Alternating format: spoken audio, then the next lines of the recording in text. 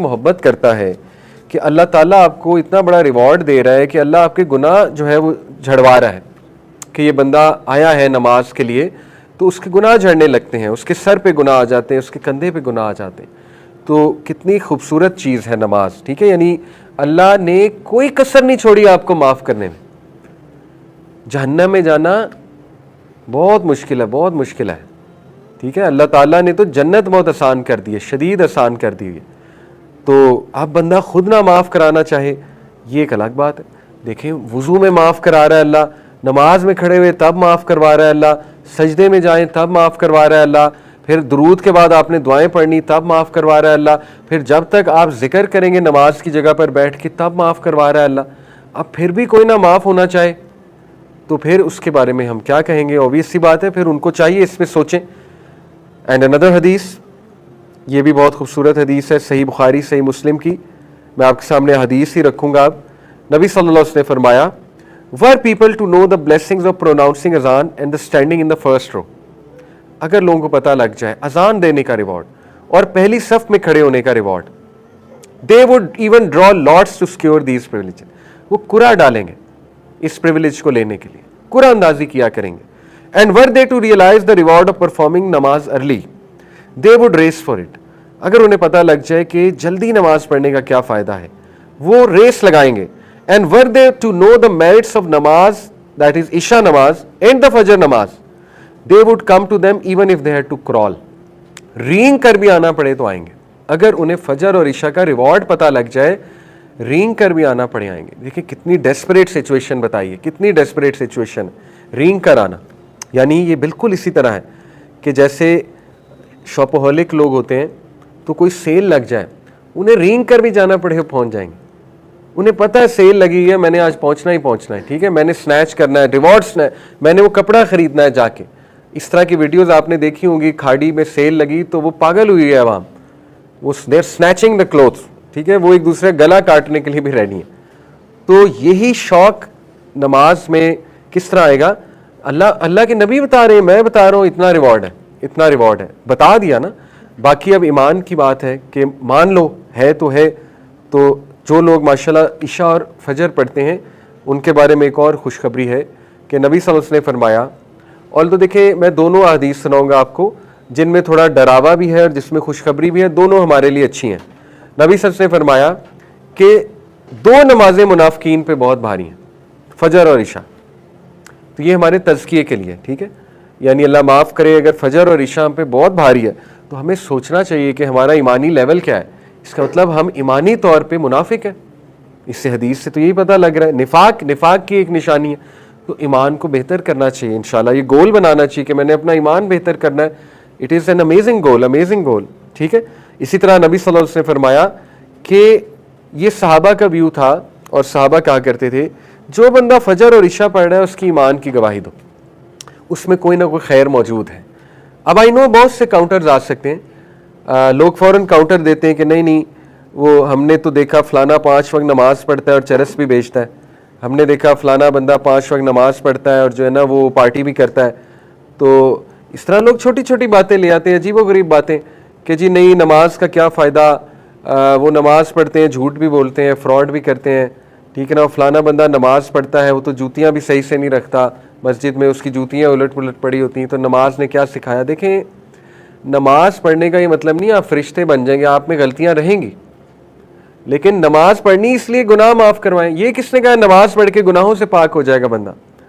ہو سکتا ہے ایک بندہ نمازی ہے لیکن کسی گناہ میں مبتلا ہے, ویری مچ پاسبل, لیکن جب تک وہ نماز پڑھ رہا ہے اس میں خیر ہے انشاءاللہ, یہ سمجھنا چاہیے نا.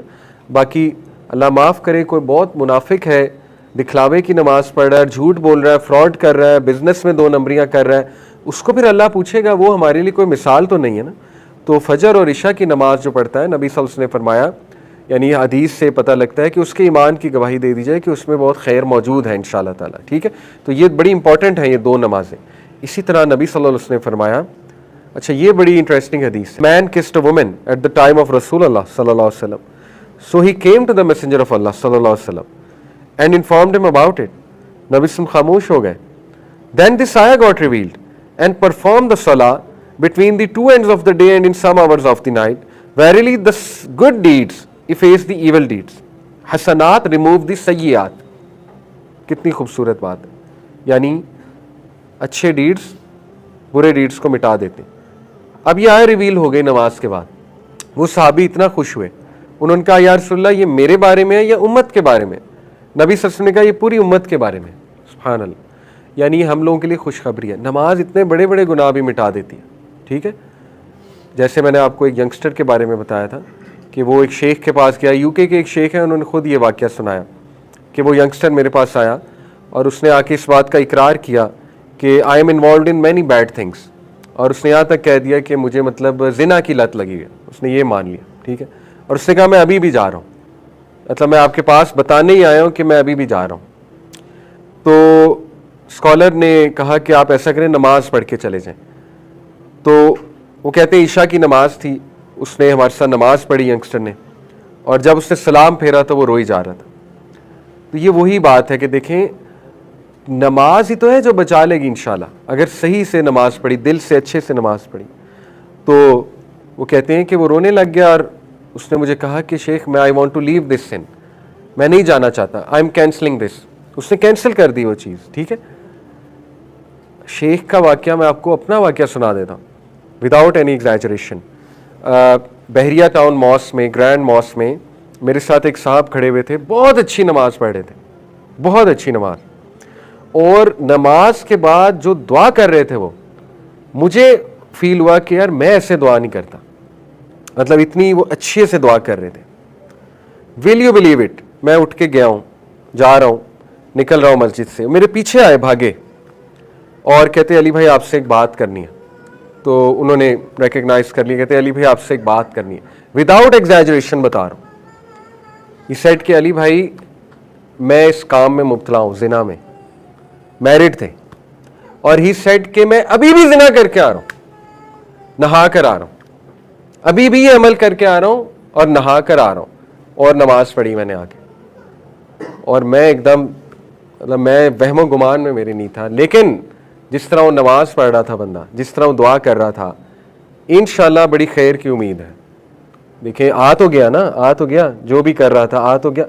मैंने उससे यही कहा कि देखें आप आ गए माशाल्लाह, और आई वाज सीइंग कि आप कितनी जान लगा रहे हैं नमाज में, तो रोने लग गया।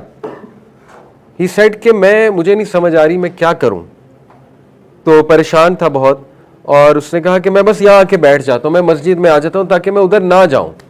उसने कहा मेरी कंपनी बहुत बैड है, ठीक है ना, फिर बिजनेस में लॉस हुआ था, बहुत से प्रॉब्लम्स मल्टीप्लाई हुए थे, तो शायद वो उस साइड की तरफ किसी तरह चले गए थे। एनीवे, तो कहते मैं इधर आके बैठ जाता हूँ। मैंने कहा आपने यही करना है, जब आपका ये दिल करे ना आपने मस्जिद में आकर बैठ जाना है। तो ये मैं आपको बहुत एक्सट्रीम मिसाल सुना रहा हूँ, मेरे साथ हुई है। ठीक है, तो बहरहाल उसको मैंने दुआ भी दी, मैंने कहा इंशाल्लाह देखें हम सब गुनाहगार हैं, बस यही एक तरीका है, और क्या है, यही तरीका है ना, नमाज पढ़ी जाए, नमाज के करीब हुआ जाए, और तो सोल्यूशन क्या है, वरना तो पागल हो जाएंगे हम। जितनी फाशी